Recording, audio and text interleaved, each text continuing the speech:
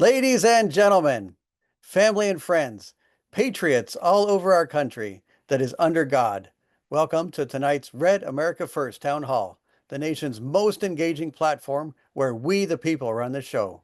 Red for the blood of Christ, America First, policies and candidates. I'm your host and guest, Brett Wallace, resiliency peer leader with Red America First. So unfortunately, Valerie and Ashley are on travel and won't be able to make it tonight, so I'll be hosting this event. For 4 years, we stood as a beacon of unity and strength, draped in the symbolic red of our conviction, dedicated to America First policies and the Christian values that our nation was founded on. Here we gather not just to discuss, but to act, empowering our community through education, engagement, and the relentless pursuit of truth. Town Hall is igniting the conversations that matter. We are at the forefront of a movement to ensure a free, prosperous, and vibrant future for all Americans. I'm excited to introduce the Resiliency Pillar, our newest podcast show, The Resilient Path. Ultimately, RAF is building a national team, which encompasses education, training, and supporting Americans in an emergency. For example, Hurricane Helene, which was only a little over a year ago. We shall strive to be self-reliant and not rely on the government. This pillar is led by me, Brett Wallace. But first, let's go over some future episodes really quick. Next Thursday at 8 p.m. Eastern Standard Time, we will be sharing the recent CIA declassified Biden family Ukraine cover-up with Mike McCormick, a White House stenographer with insight into Biden's shady dealings. This will be a must-watch for our Patriot audience, demanding truth and accountability. November 6th at 9 p.m. Eastern Time, in an era where our nation's sovereignty and the safety of our families hang in the balance, few voices cut through the noise with the clarity and conviction like Christy Hutcherson. As the founder and CEO of Women Fighting for America, a frontline organization launched in 2020 to rally women in restoring biblical truths, constitutional values, and unyielding patriotism, Christie has spent years exposing threats to our children's future, from human trafficking rings to the erosion of American freedoms. Today, as whispers of coordinated disruptions and potential attacks loom on the horizon for December, we're honored to have Christie join us for an urgent conversation. Also, we invite you to join hashtag Pastor's Point this coming Monday. They will be continuing with chapter 6 of the book of Revelations, which depicts the opening of the first 6 seals of a scroll by the Lamb, we know as Jesus Christ, unleashing the 4 horsemen of the apocalypse, and other events signaling divine judgment, including conquest, war, famine, death, martyrdom, and cosmic upheaval, setting the stage for God's wrath and the end times. Pastor's Point's goal is to share the gospel of Jesus Christ and grow in the knowledge of the Word of God and encourage all to adhere to biblical principles. All right, we need some support from our viewers and those who have the will to help. Our team relies on the support of our viewers and donors. We appreciate the help. Even $20 could help us in our national mission. Visit givesendgo.com/RedAmericaFirst/donate. Again, that's givesendgo.com/RedAmericaFirst/donate. I know you wrote that down. For those joining the live stream, we're looking to grow our live panel. Panel members engage directly with guests like Dr. Peter McCullough and Dinesh D'Souza. They participate in the famous state-to-state Intel round. Sign up at redamericafirst.com. Add your state and let us know that you want to be a panel member. Everyone, let's start with prayer. Let us bow our heads as we go to our Creator. Our Father in heaven, we thank you for the many blessings you have given to us, including this time that we can come together virtually from all across this nation to discuss the furtherance of your kingdom, especially in the realm of governance. We ask that the Holy Spirit be with us this evening and give us eyes to see and ears to hear, and to fill us with a heart of compassion to serve you by helping our neighbors. We ask for your forgiveness of our shortcomings, just as we forgive others. In Messiah Yeshua, Jesus Christ's name we pray. Amen. Thank you very much. Now we have what I consider a special treat. My loving wife, Emily, will be singing the national anthem. And she'll be doing it from off screen because we're going to be displaying the flag. We're going to focus on the flag while she's singing the national anthem.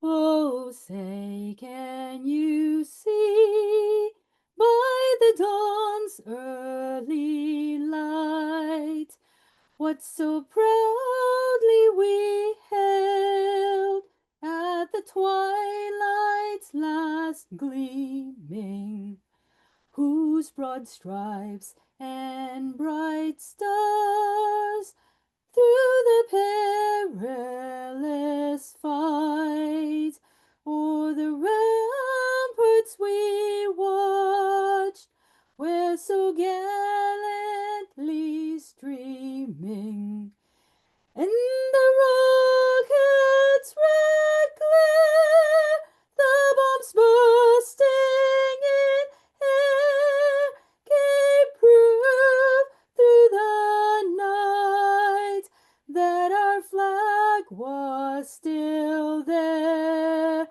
Oh, say, does that star-spangled banner yet wave? Oh, the land of the free,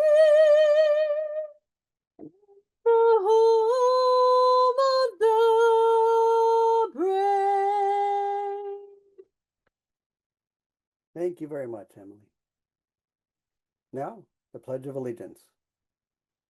I pledge allegiance to the flag of the United States of America and to the republic for which it stands, one nation, under God, indivisible, with liberty and justice for all. Thank you very much.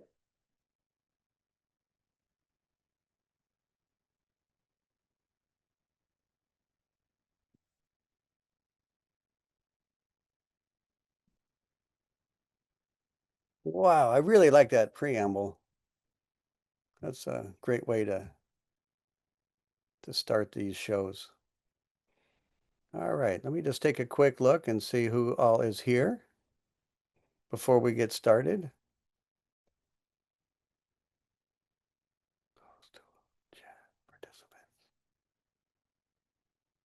Oh, we got a lot more than we had before we started. Hey, welcome everybody. Welcome. If you're coming in late, you might be surprised to see I am your host and guest of tonight's show. So Valerie and Ashley are on travel and they won't be able to make it tonight. But with that, let me turn it over to our guest, Brett Wallace. Hi, good evening, everybody. I'm going to start with this resiliency pillar.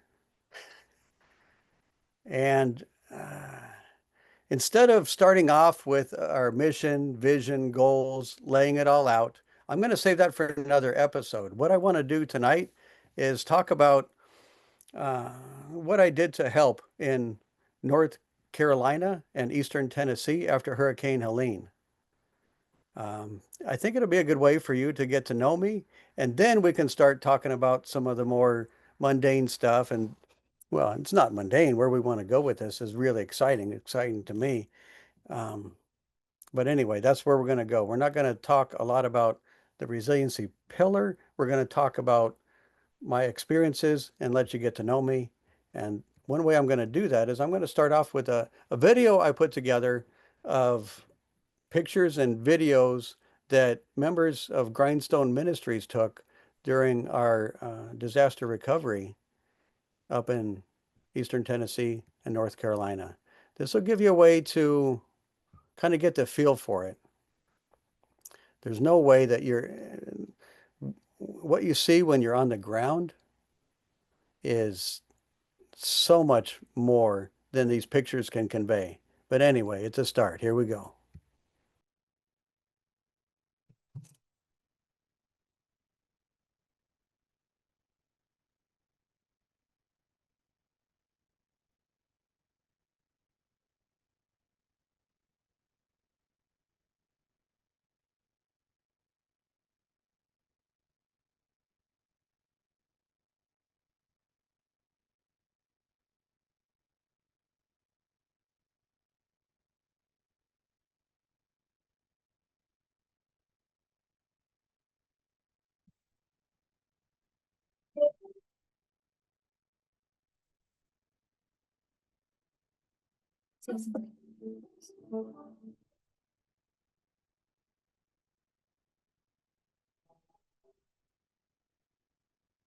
Well, you can see the team from Grindstone just went in and started doing the work.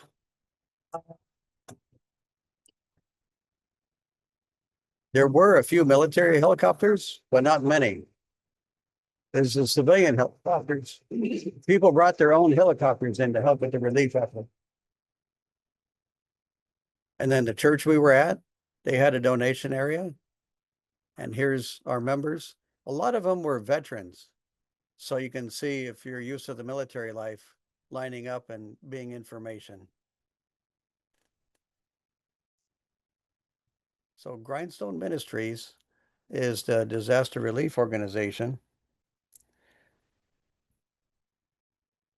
Cherry Grove Baptist Church were the ones that were hosting and feeding us. And the American Readout Radio Operator Network was who I was working for in the communications. Location.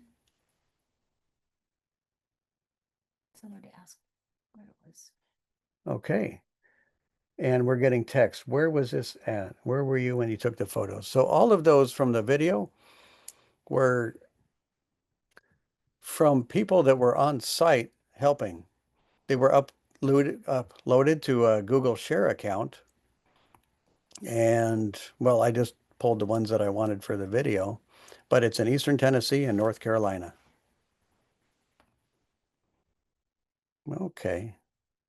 So even though we didn't have the sound, that's not really the point. The point was to see the devastation, the vehicles, the houses that were moved from the stand, the pad. And we'll look more as we get into the slide deck, but that was just to give you a feel for what it was like driving through there and being on site. I'm going to move over to the slide deck, and there's no audio with this. Let me try that again. Share. Slide deck. Play. See, it's easy. All right, continue to share because I'm using an Apple. It's even got more stuff to mess with. Maybe that's why You can see that. you're not seeing the slide Yes, deck. it is. Okay. All right. All right. Here we go. Here we go. Red America First, the resiliency pillar. So this is a talk about Hurricane Helene.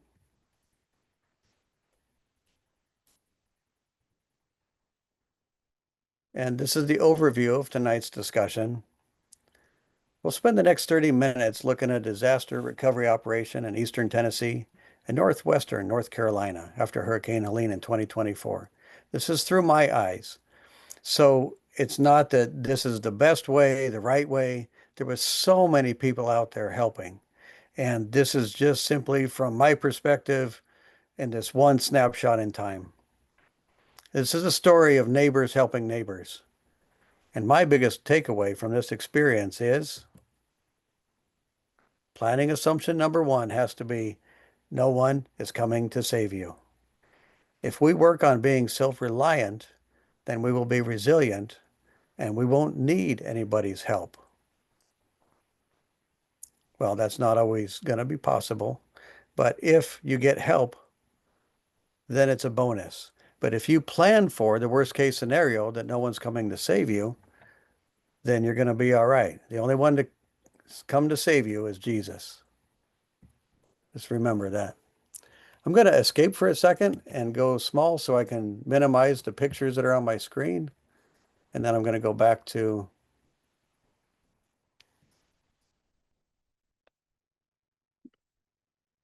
we just stopped the screen sharing. Sorry about that.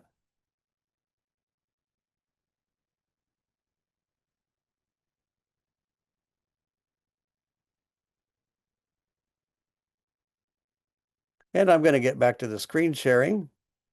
What was happening is all the pictures were in front of the type.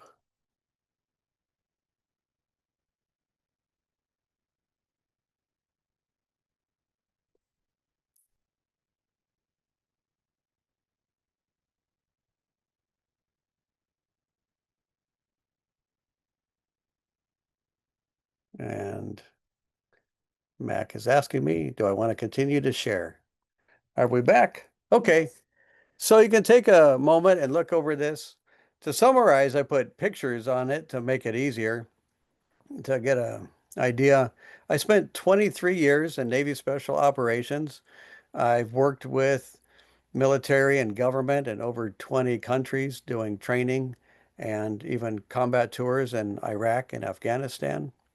After I retired from the Navy, I started working with the U.S. Navy Bureau of Medicine and Surgery in their disaster preparedness and emergency management program.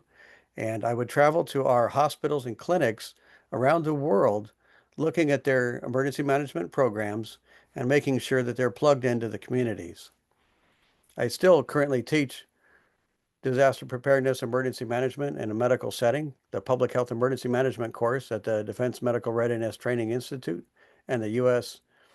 Uniform Health Services University, USUS in Bethesda. And if you want to, well, we'll go over this more in depth later, but this isn't all about me, not at all. That just gives you who's talking to you. All right, the 5 W's. Who? Well, I supported Grindstone Ministries. What did what did I do? I provided communication support. Where is in Cherry Grove Baptist Church, and so many thanks to those people for opening up their home and allowing us to to use their church for those weeks. I was there from 12 to 24 October, and I was there to help the people in Eastern Tennessee and Western North Carolina. Now, I put an asterisk by when I was there because I was already scheduled to hike the Appalachian Trail. So my calendar was clear for this time. And I'll talk about it more in a second. But um, the hurricane had passed. There wasn't much damage where I was at. And I kept seeing the calls for help. So I had the choice, do I go on my own pleasure hike in the Appalachian or help the people in the Appalachian? And one of the proverbs that I turn to often is, in his heart a man makes his plan, but the Lord determines his steps. So in my heart, I'd already planned on the Appalachian, and the Lord led me there just in a different way than I was expecting. So there's a nice picture of the church. That's the next morning after I got there. Is a beautiful place. Again, thank you so much to Cherry Grove for opening up your doors to us. This is an overview of what happened before deploying. So the hurricane hit us on the 26th, I think, up in North Carolina, Tennessee. It was the next day. It had been downgraded to a tropical storm by the 27th, but the flooding was at a 100-year level. So not only did they experience some high winds, higher, they don't normally get hurricanes up there, but the flooding was incredible, and that's what really did the damage. In fact, mysteriously, some of the flooding went ahead of the storm. And then October 7th, I learned that there was a need for the ham radio volunteers to assist in Grindstone Ministries. I say GSM and Bear Independent because TJ has a podcast, Bear Independent, and this was organization that he started. Grindstone was a ministry that he started as an outreach from Bear Independent. And I'll talk more about those folks as we go on. So I arrived at Cherry Grove. We called it a forward operating base because a lot of the folks were military veterans, and we ran this like a military show. And in the video, you saw everybody lined up in muster. And I'm not sure other nonprofits or NGOs are as rank and file and locked on as we had this. It really helped out, I thought. And I would have deployed earlier if not for Hurricane Milton passing over our residences in Florida on the 9th. So after Hurricane Helene, I saw there was a need, but well, I can't just up and leave. We got another hurricane coming. So what I do when we have hurricanes, and we often have them in Florida, is I go with working with the county emergency operations center. I'll go to one of our shelters that we open up ahead of the storm, and I have radio equipment that we can call back to the emergency operations center if the internet and cell phone should go down. Last resort, emergency communication, but we have it, and that's one of the things that I do to volunteer and help out my community. And so fortunately, we didn't get hit too bad. You can see by the pictures that top center is the tree that fell right in front of my house in the road. And it kind of looks bad, but the truth is, it took about an hour, guys with chainsaws, to clear that up. Now, the bottom one is a picture of a power pole that's bent over right in front of my gate. So I couldn't get in and out of my house for a couple of days. We worked it out. We actually stayed in an Airbnb. But within a couple of days, they had the power lines up. And then on the right, you see, well, that's my neighbor's house with the Trump sign. And we learned that FEMA, at least in pockets, was guided to not help those um, that are on the same political side as we are. So I'm getting more involved with my community to make sure that never happens again in our location. And if everybody does that, then, well, little by little, we'll overcome that. Because these are our neighbors, and we need to be helping each other.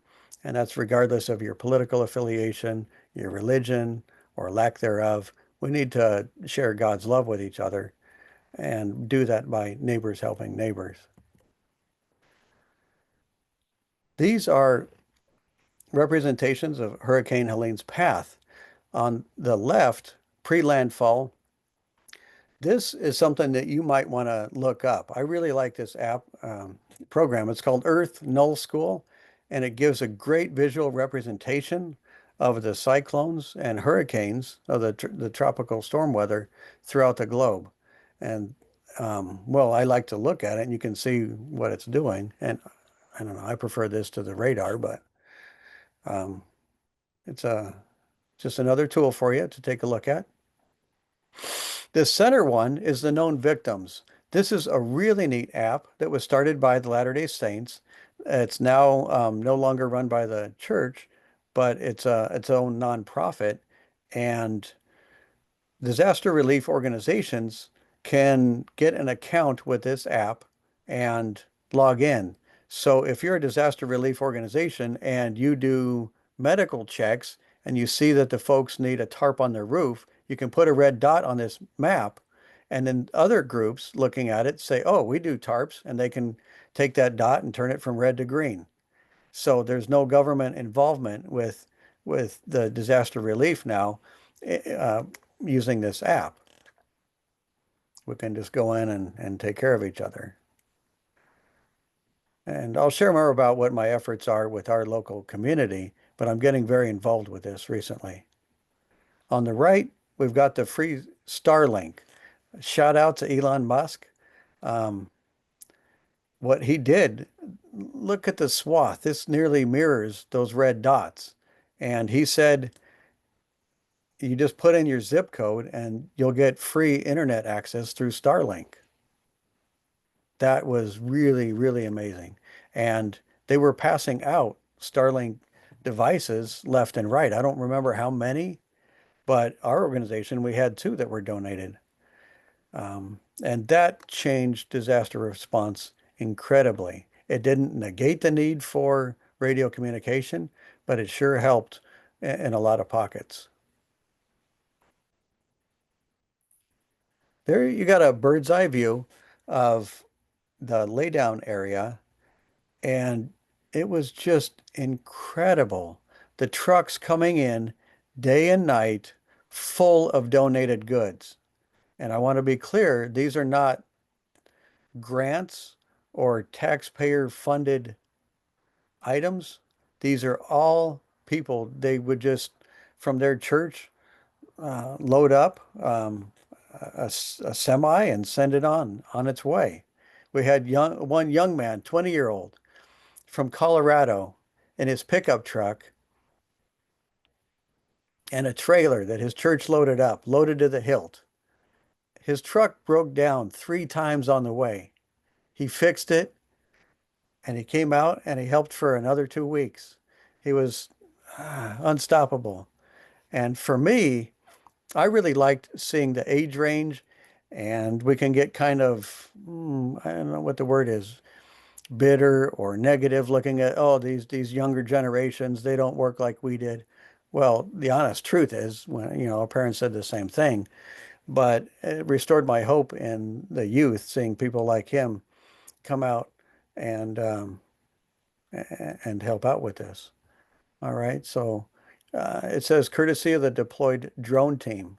As I mentioned, we ran this like a military op, and we had folks, veterans with all kinds of skill sets that were able to help out, and that was one of them. I labeled this, entitled it "The Winning Teams." Let me see where we're at, 9:34. We're good on time. The winning teams, we had recon teams that would go out and take a look. They would just drive kind of in the blind and go places. Oh, hey, we got this one, we got this one. These people need this. They'd come back and then we'd get a game plan of who to send out on the next trip. We had SAW teams, heavy equipment teams, hull teams, and medical teams. So the SAW team, this kind of goes without saying. The branches are down; they can't get in and out of their driveway, or it fell on top of their house. Um, and I'll show some more pictures of who was helping with that. The heavy equipment teams, the hull teams, you got to get the rubbish out of there, and the medical teams. One of the things that's often overlooked is the the chronic issues that people suffer from. They're not acute. The storm didn't like cause a gash in their head. They're not bleeding out and we need to put a tourniquet on their neck. It's not like that. But they've got diabetes is one of the ones that you see often. They run out of medication. Now this chronic issue that could be easily sustained now becomes an acute issue. They need transport. So getting our medical folks, doctors and nurses that volunteered with medication that was donated, get them what they need to get through this. Um, Diabetic wound care, for example, or even the gashes. They got cut while they were cleaning up, but in this condition where they don't have running water and you can't clean it, these things that you might ignore or just need a Band-Aid can now turn into festering wounds that require higher level medical care. So being able to intervene before it becomes a problem is very important. I want to talk about the teams, these skilled workers. So this one on the left, the government isn't going to contract somebody to rebuild that trailer. It's build back better. Why would you do that? Why would you do that is because these people in the Appalachians are not leaving their land. It's not only the Appalachians. This happens in a lot of disaster sites that people don't want to leave their home. And there's a number of reasons for that. But one of the reasons is looting. Another reason could be that there's issues with their title. I'm not going to talk about that on a recorded line, but what we enabled these folks is to stay on their property. And you see, they put up that canopy, donated the washer and dryer, donated the generator and the fuel to run the washer and dryer. and the people can live in that. Is it, I mean, it's habitable. Is it up to code? I don't know about that, but it'll get them by until there's another better solution. Rather than being trucked into the big cities, staying in an apartment, and waiting for the government funds to run out, and then what are you going to do? On the right, we see another skilled worker fixing the well, hooking up a well. That's not the sort of thing that the government's going to contract people to go to individual houses to be able to take care of issues like this. But these are really important things. Of course, we know how important water is. So being able to restore their well service is critically important to that family and probably families around them that also need water. Brother helping brother. And all that equipment you saw, the backhoes, front loaders, this guy's chainsaws and his skill set, you have to understand that these people left their job. He's not getting paid whatever state he came from. I don't know this man particularly, but well, obviously he's an arborist and he's not at home getting paid every day. He's over here helping people that he's never met with the equipment out of pocket. The tractors, the trailers that came, those are people that are contractors that are not working at home. They brought their equipment to help out. They're not getting reimbursed for this. There's no federal funds that are paying their per diem. This is to serve the Lord.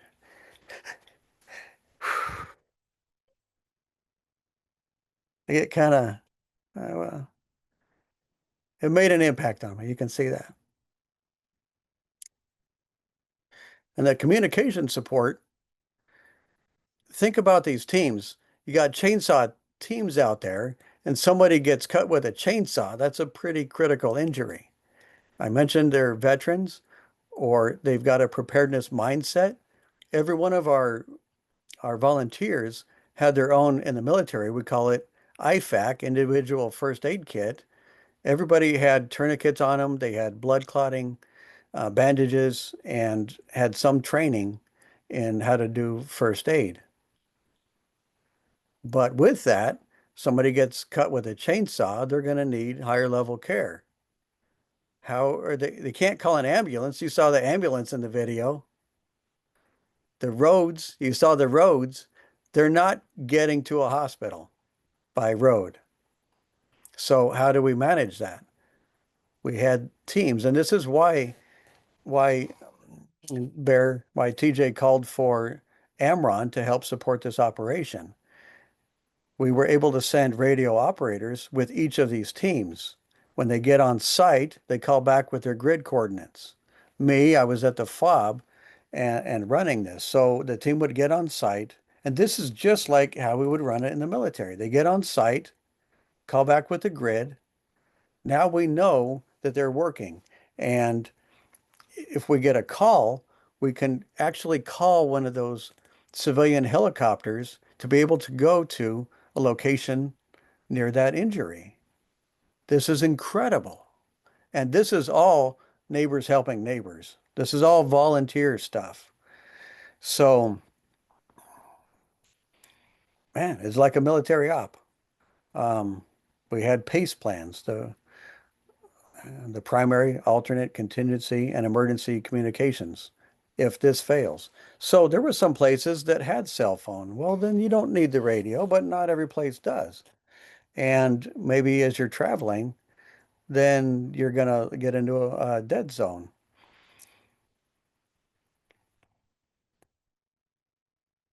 We had multiple radio, telegraph, telephone operators embedded with the recon teams, the chainsaw, the medical team, so that if they get into a problem, they could call back. We also sent them in teams of at least two vehicles. That way, if one broke down, the other one, they'd be able to self-rescue. And there was a case where that happened. As I mentioned, if we lose comms, if they're gone for a long time, we can know to, hey, we got to start worrying about these folks. They should have been leaving their site. We haven't heard from them. And then we can send somebody to go look at them. But the way that we had control of these teams and oversight, It was impressive to me. So fortunately, we didn't have any injuries. We didn't need to send any helos for pickup. We had some, cuts and bruises, and the nurse back at the FOB, the forward operating base, which is what we called the church, um, yeah, they take care of them. And again, if you don't take care of these little wounds, what in a normal day, you just put a Band-Aid on it and you forget about it. But if you don't clean it out really good in this kind of environment, it's going to get infected. All right, that's the QAM support. And one more on that. We had another team that was located at a different camp. So they were at a longer distance from us. They were on the other side of the Tennessee, North Carolina border. And we had to use high frequency HF radio to be able to talk to that one in the event that the Starlink wasn't working. We had Starlink, so it wasn't necessary. But if you plan on the emergency comms, then you have it. But if you plan on Starlink working, that's when it's not going to work. Kind of like Zoom tonight, I think. All right. In the neighborhood. All right. This is just down the street from Cherry Grove Church. They've got their Halloween decorations up, and life is normal. I'm showing you this for the contrast because this did cause a little bit of a problem with the mindset and the people. There was so many people that still needed critical help, while others thought the disaster is over. Come on, get back to normal life. Now, after disaster, we want to return to a normal life as soon as possible. And we can debate the merits of Halloween or not, but whatever the case, I'm not, I don't feel negative about these folks that had Halloween decorations up when others are suffering. But what needs to happen is the messaging, everybody needs to understand that their neighbors are still in critical. And you know what? Even today in North Carolina, there's people still without um, water, still without power, still in dire situation a year later. And as I was looking for the photos here, I came across this one. A happy life consists not in the absence, but in the mastery of hardships. And I think that helps encapsulate what we want to do with the resiliency pillar. So now contrast this with this house. Well, okay, we got folks on the roof. Not too bad, right? Oh, that's the backside of the house. So contrast that with Halloween decorations, and somebody has to go to this. I don't think they were living inside of it anymore, this particular one, but a lot of folks were living in tents outside of their house because they didn't want to be shipped off to the city and put up in hotels that the government has control of their funding and nobody's there on their property. And here we see the priority of efforts. Um, I I didn't see a lot of government intervention, but they did make it out to the church to put a sign in the yard. So you can see where the priority of efforts.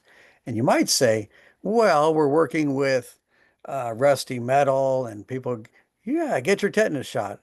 Like maybe okay, but let's get food and water before we start on these other ancillary things. Flu, Hep A. All right. Maybe we can talk more about that on the Intel chat, but that's all I'll say for now. If anybody's got a military background, these acronyms are going to make sense to you. I'm not going to give you a lesson in the task organization. Just real quick, in the middle, S2 means intel, 3 is ops, 5 is planning, S6 is comms, and this is the area that we used as our headquarters or tactical operations center. And we slept there because we were working well into the night. And these type of ops, we're not doing any chainsaw work after dark, etc. So the teams are still driving back. They may get back well after dark, um, but we'd sleep there and then wake up in the morning and go back at it. And as we go through the resiliency pillar, I will be talking more about the incident command system and military systems and how to organize to accomplish mission. Here's a ugly picture of our radio setup. And man, it was moving a mile a minute. And for me, I hate to see the rat's nest of wires, but what matters is getting set up, and we got comms. So it's not pretty, but it worked. And we had comms, I'll say that. All right. The hazards, not only did our folks face the, imminent daily hazards of chainsaws and heavy equipment, but if you look hard, you can read it says Tennessee Department of Environment and Conservation, Division of Superfund. This is a hazardous waste site. This is this is hazardous material that's been stored here. Superfund, you can imagine that's like really bad. That's super bad. That's not just a little bit bad. They got a lot of junk here. So as these sites, okay, this is one that was obviously permitted, not exactly held up, but originally permitted. There was a ton of illegal dump sites that we found. There's a lot of mining that goes on, and the hazardous waste that comes from these sites is incredible.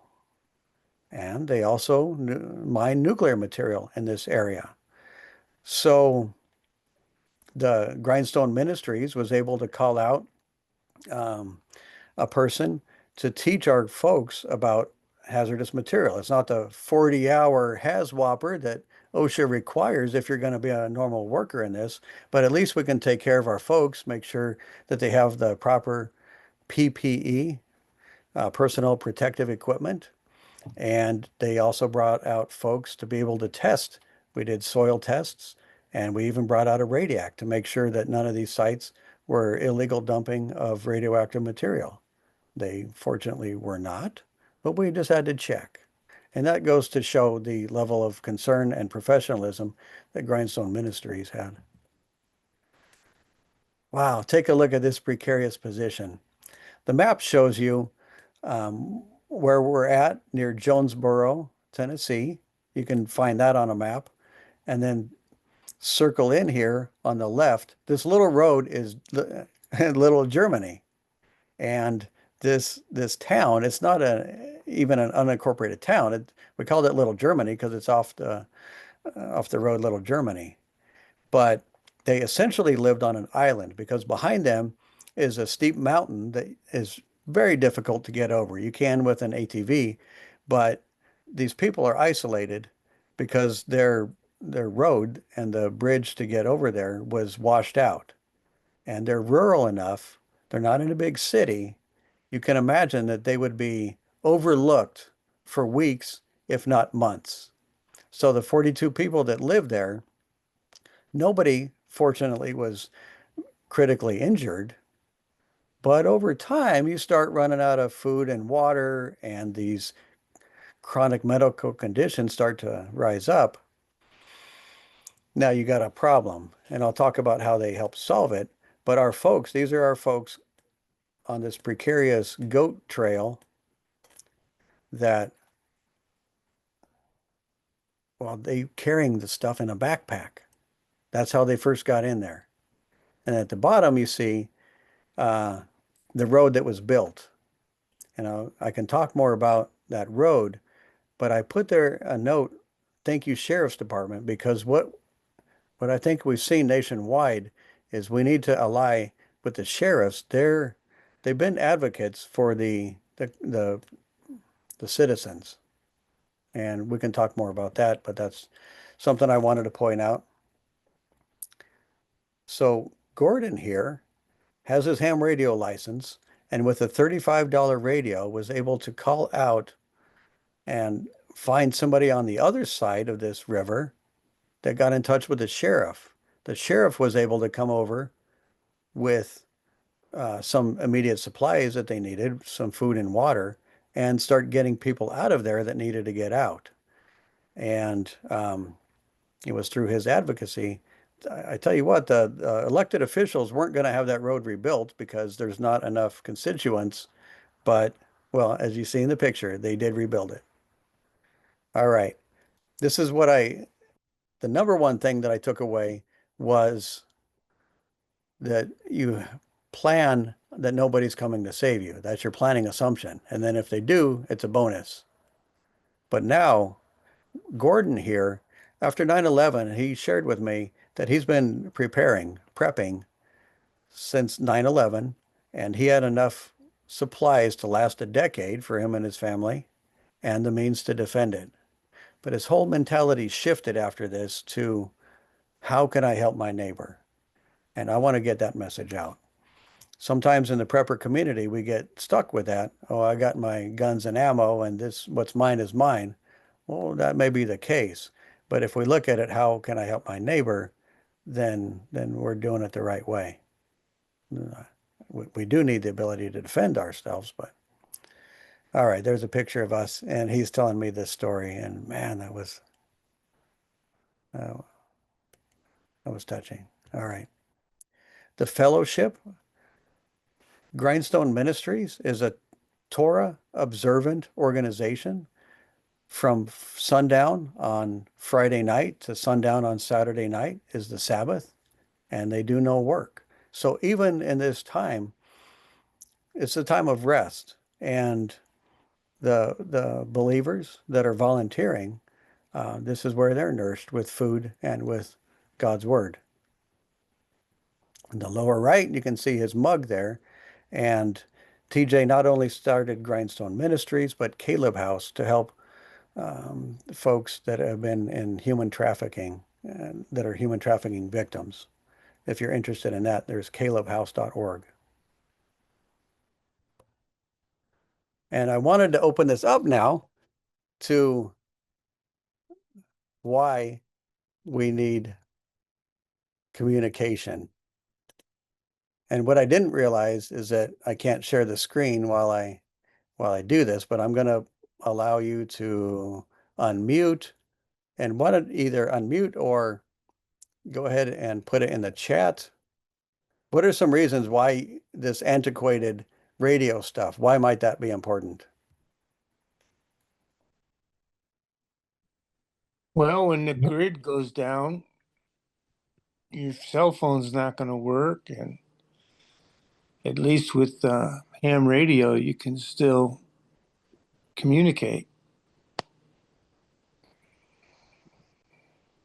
That's right. But do you think with all our technology that we're going to get into a situation where the internet and cell are actually down for days on days? Because we've got every phone company has cell on wheels, and they're going to be setting up their temporary cell towers.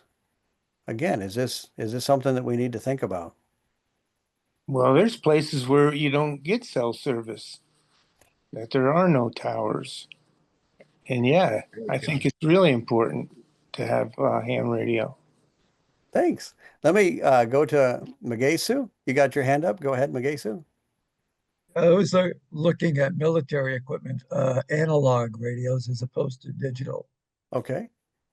Uh, Tough to find. Most of them have the GPS tracking, so they're more digital than analog. Okay. Good, good. And in a later episode, we'll talk more about the specific equipment. This is just a introduction. And Rob from Ohio, please go ahead. Yeah, you would need communication for Very intel good. planning, disbursement of supplies and resources. If you can't communicate with your own team, they go out and they're just running about. This way you can have a plan and implement it. Very good. Those are all good answers. Victoria, and then I'll take it back. Go ahead, Victoria. If you get some reverb, just let me know. So here in Hawaii, out in the middle of nowhere, if we don't have any power, we get hit with an EMP and all of our electronics don't work. That's what I'm thinking, is that if I have the radio frequency, you can still communicate. And I put mine in a Faraday cage, but short range, consistent communication, I mean, that would be kind of hard, yeah? Well, it would, and we can talk more about EMP, and that's really neat that you got it in a Faraday cage. Do you have your ham license? I don't. I actually wanted to know what I know what a ham radio is, but what Mhm. is the ham radio heroes from North Carolina, I'm assuming? He had a If you could Baofeng. expound on that, that would be Yeah. great. Okay. Yeah, just a $30 Baofeng. I'll look it up and give you guys that. Go ahead, Rob. Would sat phones also be a good option to have? Well, the thing about sat phones, and I'm glad you asked, because it still requires the communication backbone.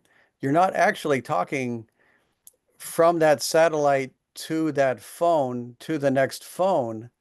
What you're doing is that satellite is in communication with the backbone.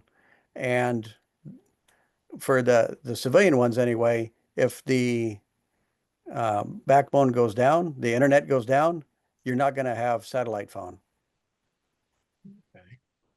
All right. Thanks. That's interesting. Oh, somebody else commented that we can also send emails and text messages with our ham radios. I don't know if you knew that, but you can actually send an email.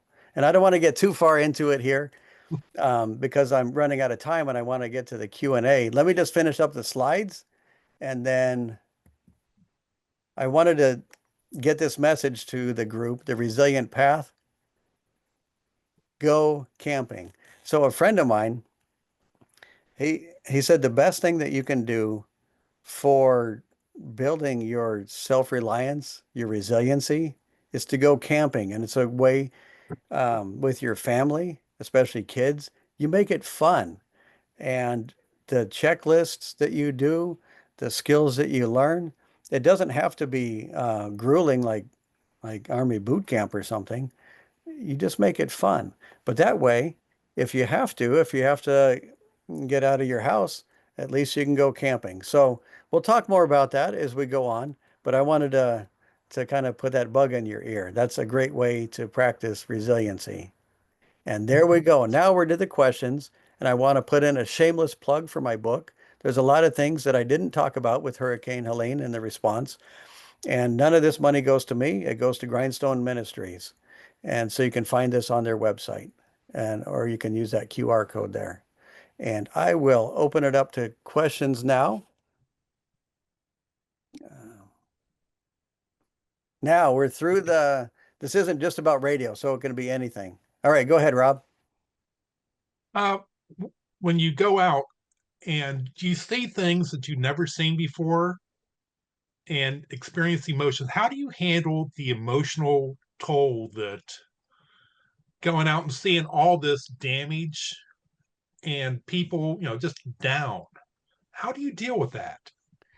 I'm so happy that you asked. One of the things that I'm on about is called psychological first aid. And it's not to make you a behavioral health counselor, but you have the skills to be able to work with people and even yourself. You understand what this is a multifaceted question and probably deserves its own time. Um, but if we take care of each other, neighbors helping neighbors, then most people won't get to the point where they need clinical help. And there's been a few studies, there's been more than a few studies. What they used to do is the folks in response work would all huddle up and they'd all be forced to share their stories and they're rehashing it. And that actually made it worse. So some people want to talk about it, others don't. Some just want a shoulder to cry on. Some people kind of want to isolate.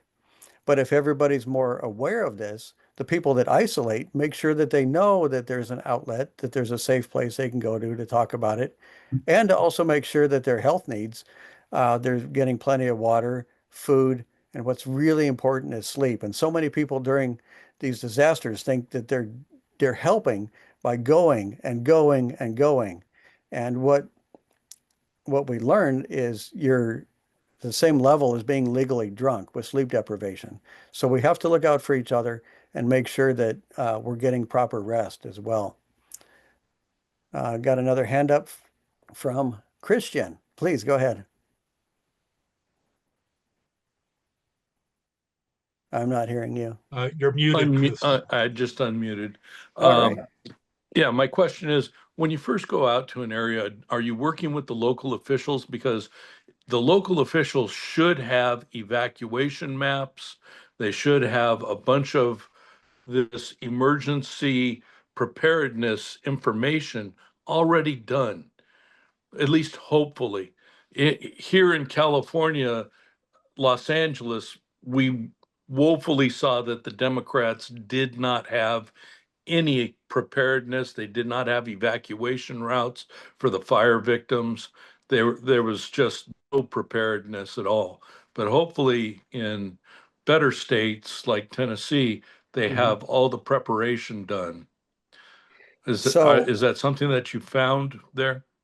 so unfortunately, this isn't a Democrat Republican issue. Um, it's local by local, and what we found, our folks went to the Emergency Operations Center to make contact, and the way that the government is set up to handle volunteers is an emergency support function 15. And I don't expect, if you do know it, you know it, but we can talk about it, what these things are. But it's 15 is the number for the emergency support function. Within that is the volunteers active during disaster. So what the government saw was over time, like after Katrina, it really started to roll. People want to help. So they're bringing their bags of old shoes and socks and sweats and torn up shirts. And here's these bags that they're dropping off at the government, the Emergency Operations Center. And now this is becoming as big a problem as actually trying to help the people. Also, people showing up. Hey, I'm here to help. All right, well, let's try and leverage this. And the answer that they came up with is called the VOAD. And so our folks at Grindstone approached EOC, and they were absolutely unprepared to integrate volunteer help. And that's why I've become very integrated. And with our, at the county level, it's called the COAD, the Community Organizations Active in Disaster. And I'll be taking over as the chairman in January because I never want to see this happen in our backyard. I want to make sure that the government knows what nonprofits are available. This includes churches, and I would say especially the churches, because they want to help. And ahead of the storm, maybe there's not a lot of they're working 24/7. They have church service. They're not just focused on the disaster, but after the disaster, they're going to want to help. So how can we plug them in? That's through the COAD. But the government has to be very in tune with this, and the people running it have to be, well, in it for the right reasons. Because I've already seen where some of these are simply another NGO, another layer of bureaucracy. So in this specific case, the government was absolutely unprepared to leverage the gifts that nonprofit organizations, the faith-based organizations, were ready to deliver. And they need to be integrated before any disaster, not during or after. I don't know if you guys could hear my wife. She says they need to be integrated before. And that's another part. The government has a responsibility to make sure that you're not letting carpetbaggers and people get exploited. So you're wanting to vet the folks that are helping because so many times these people come in under the guise we're here to help, and then they're taking money. They take up front. Okay, we'll fix your roof. Just give us half, and then they never come back. And we're seeing that here in this county after Helene. And that doctor that in Tennessee, they were trying to recruit volunteers from the grindstone, Yeah. but they got no resources. They just want. All right. My wife wants me to share another story with you. So, and that's another reason that I wanted to get involved with this because I see so many people that are just taking funds on the government side, on the nonprofit side, and even the so-called faith side. And one of them, and I'm going to say their name, it was the Chaplain Corps, the International Chaplain Corps.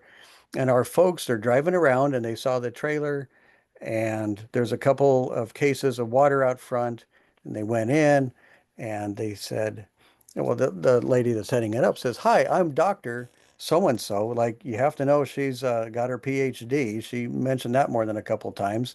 She's a chaplain, and she's got this list of needs. And why don't you come back tomorrow and we can work on that."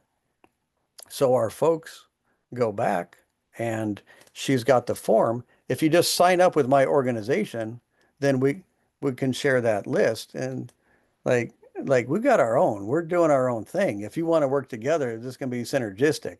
But all she had was a trailer, one admin assistant, and really wasn't bringing anything to the fight. So those are the people that I want to leverage. How can we actually get our money's worth? All right, we got more hands up. I'm going to go to Victoria in Hawaii. You're not on. There you go. Took me a second, sorry.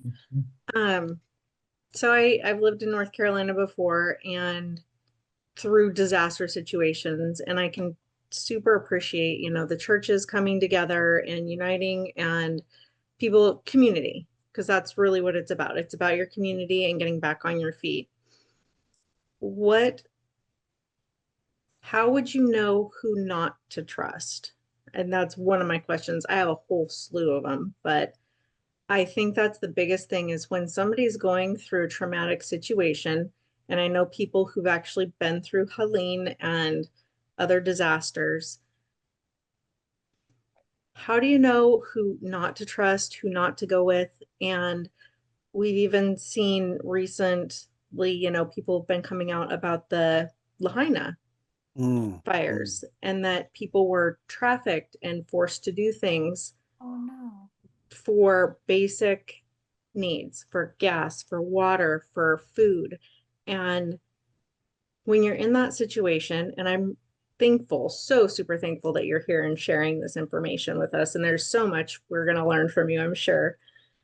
But what would be like the first thing that you would advice that you would give somebody in that situation? You know, you've just been through this traumatic, intense, and you need, I mean, basics, right? You need food, you need water, you need shelter. You don't have any of that, and you have these people who say they're helping. How do you know who you don't trust? So this vetting process happens ahead of time, and how I do it is, um, well, at the meetings, and then you get a feel for people, and then you go and sit next to them, go to their office and have a chat with them and find out what they're all about, and then getting to know these people. And the best way to get to know people is eating with them, if you can get to that point. I mean, it's a lot of nonprofits, so I'm probably going to get fat after this, but What getting about to the know the people. victims? The What about the victims who were, victims? yeah, the victims who have just gone through it. Because I mean, Ah, people who haven't been through a natural disaster, who haven't had to rebuild their life, who caught off guard, just weren't expecting it. Because we're seeing a lot of mhm. natural disasters in places we're not used to seeing them. So from the So for, victims' yes, standpoint, thank you. I don't think there's any way at that moment, but what you should do is be plugged in with your community.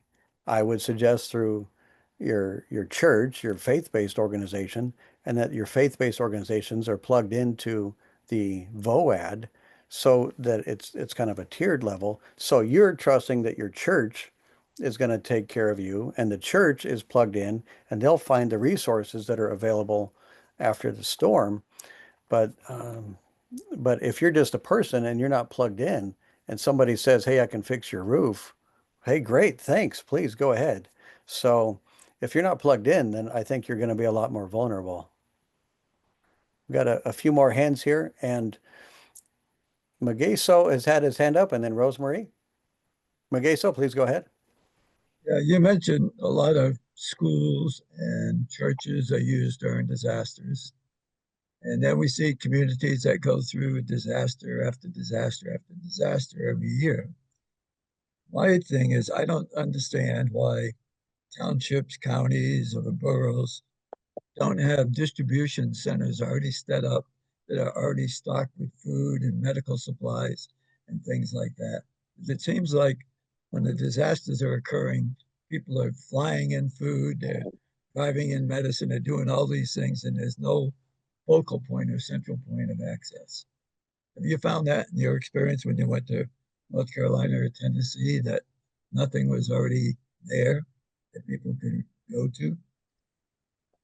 That was my experience, that it was disorganized, and there were people that experienced the government taking the donated supplies, saying, we own this and this is going to go to a centralized warehouse and we'll be the ones distributing it. I'm not sure the legality of that, but that happened. And so some of these organizations, like the Red Cross, they've got a mandate to be doing this. But we can't just say the Red Cross, because each one, there's a local chapter, and how are they doing it may be different from another local chapter, and then that may be varied from the national. So each of these is local, and these distribution centers, man, I tell you what, anytime we see the government trying to run something like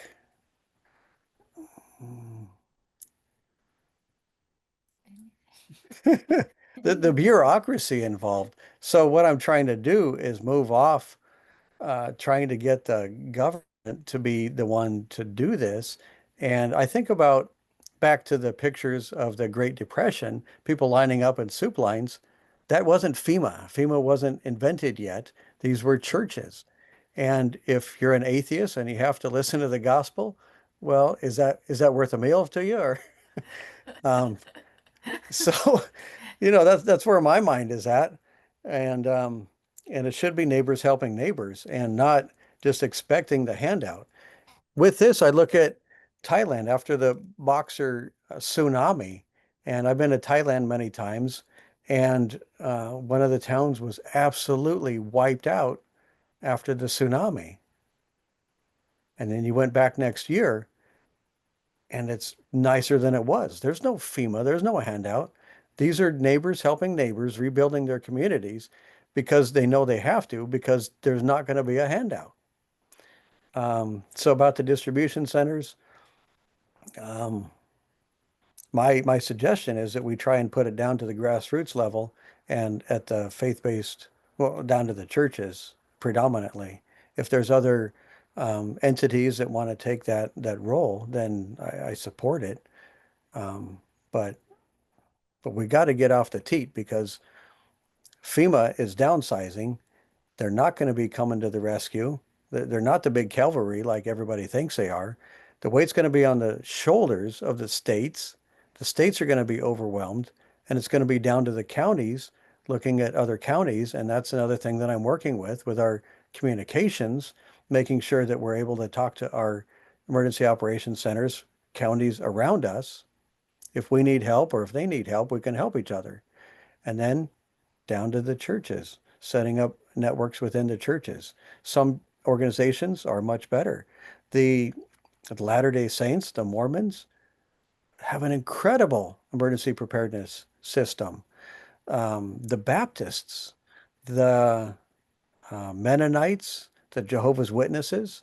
And you know what? If these folks only want to help themselves or that circle, well, that's a burden off of everybody else. If everybody's taking care of themselves, then the problem's solved. So anyway, I I was know that. thinking, Go ahead. I was thinking along the lines of neighborhood, Yes, community, and then county. Three very good. tiers. Very good. Excellent. Thank you. We got some more hands. Rosemarie, please go ahead. First of all, for all of the information, it's very enlightening to hear about some of the things that are being done in these situations. My question is, I know that in some cases it's not feasible, but what about the use of whole house generators where they have them? Or is it applicable for these disaster areas where these recurrences keep happening to promote the purchase and use of generators. I know I have a whole house generator, and I was just wondering about the applicability. Well, absolutely. If you got a whole house generator, you're set. Now, the limiting factor is the fuel for it. And I also suggest, in addition to that, you get some backup with solar. Maybe it doesn't have to power your whole house, but at some point, it might be really hard to get the fuel for your whole house generator. But that'll get you by until you get to that next step. But I think that's a great solution. And I'm glad that you have that. Next, we'll go to Rob in Ohio. Yeah. Is there any place you can get training on how, what to do after this and how to help? Because the worst thing we could probably do is just show up and expect to help and not have any skills or abilities to contribute. So we'd become a weight. Well, I'm to glad the- you asked. I don't know if Ashley prompted you, but that's exactly what the resiliency pillar is all about. Oh, cool. Okay. All I right, look forward thanks. to your lessons. Okay, thank you. Great, thanks for. We don't have any more hands up. There is. Oh, we do have a hand up and a heart. Oh, thank you, Victoria. Please go ahead. Last question, I promise. It's okay. So I know you talked briefly, well, I'm going to say two questions. One, when can we expect another resiliency? I'm guessing that's signing up on the website under the resiliency pillar for your sessions. Mhm. Yeah. So at Okay. this time, we're planning quarterly, but I don't Okay. know, maybe you can twist Ashley's arm or something. But quarterly is what we have established right now. What's your second half? When you're coming in after a disaster, you have things that you cannot unsee. And other people that you're working with who've also unseen these things. How do you address that, or how do you process it? I mean, yeah, therapy, and I recommend EMDR, honestly. In the moment, how do you support the people around you? And if you don't mind, maybe how did you personally process that information? Tragedy. Mm.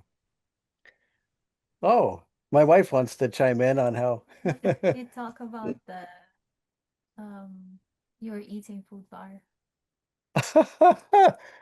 No, I'll share a story after we go off the recording. Okay. Actually, let's keep that whole thing off the recording, but I'll be happy to talk about it. Well, yeah, I mean, what would you recommend we do for people in that situation? We're out in the community, we're, buddied up, we're helping, rebuild. How would you support those people emotionally that you're like arm to arm with, and you see things that you can't unsee? How do you support? Is there anything you would recommend in supporting them? So I'll go back to the psychological first aid, the PFA. I'm a big fan of that. But the truth is that it's not rocket science, or you don't need a degree in this. It's these are people that we love. And how do you love them? And people respond to love in different ways. And some people want to be hugged and some people don't want to be touched. So who is it that you're working with and how can you best reach them? And you're going to know that better than the psychologist. And the medications, I maybe there's a place for that at some really high level cases. But I think if we actually love our neighbors, then most people won't need to get to the medication stage. Thank you. You can go to the Intel now.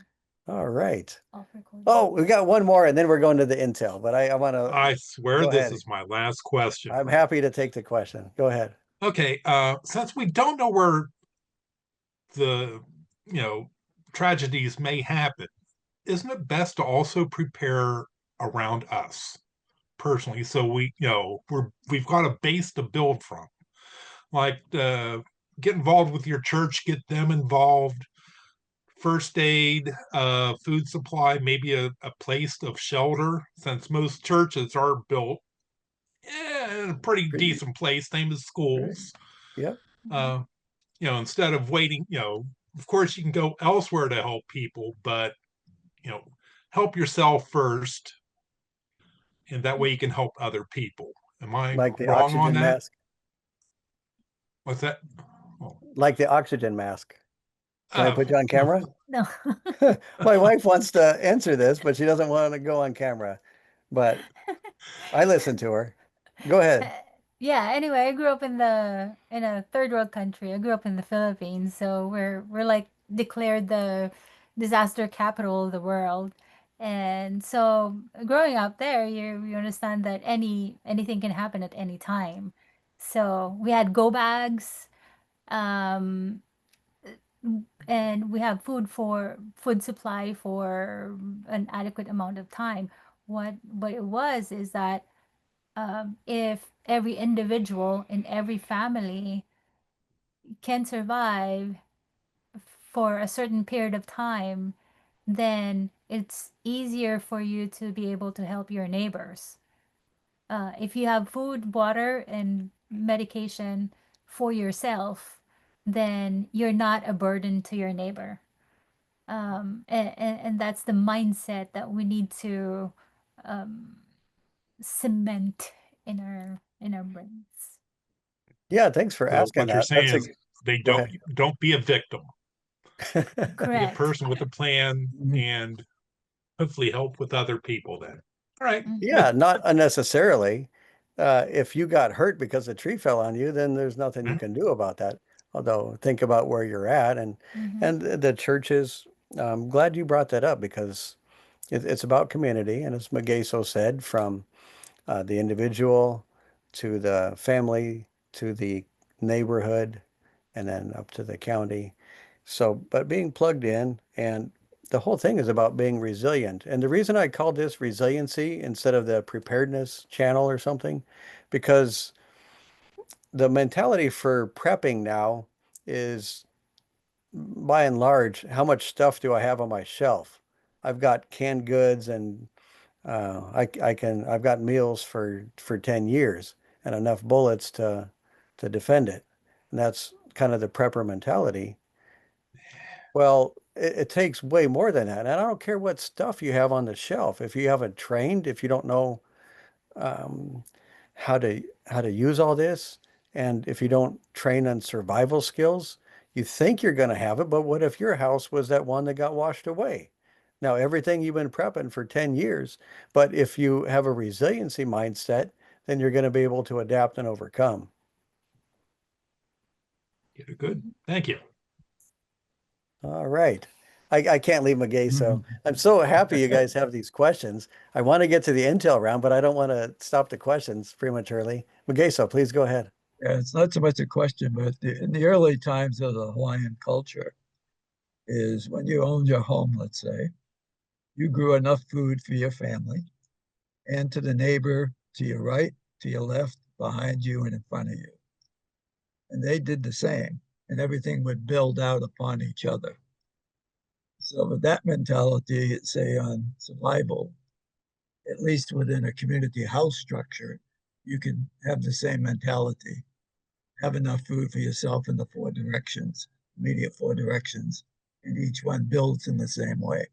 So eventually there's overlap, but eventually you hit the whole island, if you would, in our case. What you call Ohana? Ohana, well, taking care of the family, yes. That's right. And Mm-hmm. it's more than just your blood relative, isn't it? Well, Yes, it is. all right. Thank you So so thank you. much. Thanks for that. Thank you. All right. I'm going to go to the intel round. I've got a script to read. Let me pull that up. You stop recording. Thank you. I'm so glad my technical assistant is here. She said, stop recording. I do believe that you finish with your script and then end recording. Okay, thank you. Now I got to find it. It's Are you guys still seeing me? Can you hear me? Yes. Yes. Okay. Shortcomings, Pledge of Allegiance. Members Q&A. Members, please get ready to participate in the famous state-to-state intel round. Okay, there's the script. All right. Wait for it. And you already knew that. Oh, you want to talk about the food bar? I'm still recording. You're still recording. You know what? I don't know. Maybe Maybe another time. no.